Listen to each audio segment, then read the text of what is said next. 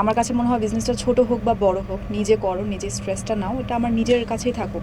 Partner রাখলে আমি এরকম অনেক শুনেছি যে পার্টনারের সাথে অনেক ঝামেলা, হ্যাসেল, বিট্রেট হতে হচ্ছে। সব কিছু মিলিয়ে আসলে পার্টনার জিনিসটা আসলে সবসময়ের জন্য ভালো না। আমার তো কষ্ট গিয়েছে, আমার রাতের ঘুম এবং আমার সুন্দর একটা লাইফ ছিল।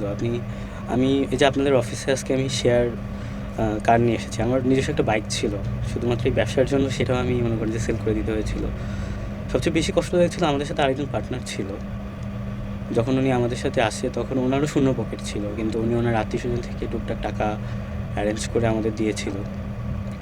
এবং ওই মুহূর্তে ওনার ওয়াইফ প্রেগনেন্ট ছিল। ওনার বেবি কনসার্ন করছিল আপু। তো এতটা খারাপ লেগেছিল যে ওনার দুঃসময় ওনার বা নবগত সন্তান পৃথিবীতে আসতেছে, মানে আমি অদম তার পাশে দাঁড়াইতে পারি নাই। তাকে কোনো অ্যামাউন্ট দিয়ে তাকে হেল্প করতে পারি নাই। সে অনেক কষ্টে তার এই নবগত সন্তানকে পৃথিবীর আলোর মুখ দেখিয়েছিল শুধুমাত্র আমরা প্রতারিত হওয়ার কারণে। এই যে ভাইয়া এত বড় একটা প্রতারণার শিকার হয়েছেন আপনি, ওইখান থেকে আবারও আল্লাহর অশেষ রহমতে আপনি যে উঠে উঠে দাঁড়াতে পেরেছেন, এটা কিন্তু আপনার জন্য অনেক বড় একটা ব্লেসিং। সব কিছু বাবা মার দোয়া আর আমার ওয়াইফের অদম্য সাহস আমাকে সবসময় সাহস জুগিয়েছে। এরকম একটা সাপোর্টিভ ওয়াইফ রাতের পাওয়া পর কিন্তু ভাইয়া, এটা কিন্তু রাতের পর পুরো রাত আল্লাহর সে অশেষ আমাকে একটা নিয়ামত বলতে পারেন। রাতের পর রাত সে আমাকে বুঝিয়েছে। রাতের পর রাত মানে আমার পাশে সবসময় ছিল।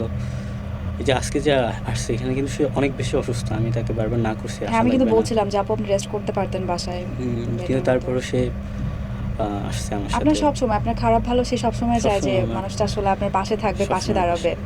এটা আসলে আপনার জন্য অনেক বড় একটা আসলে সে সাপোর্ট। আমার হাত ধরছিল একদম শূন্য পকেটে। তার সাথে আমার পরিচয় ২০২০ সালে এবং 6 ইয়ার্স, অলমোস্ট 6 6 ইয়ার্স ইয়ার্স। ২০২০ আমাদের প্রায় 4 ইয়ার্স রিলেশনশিপ।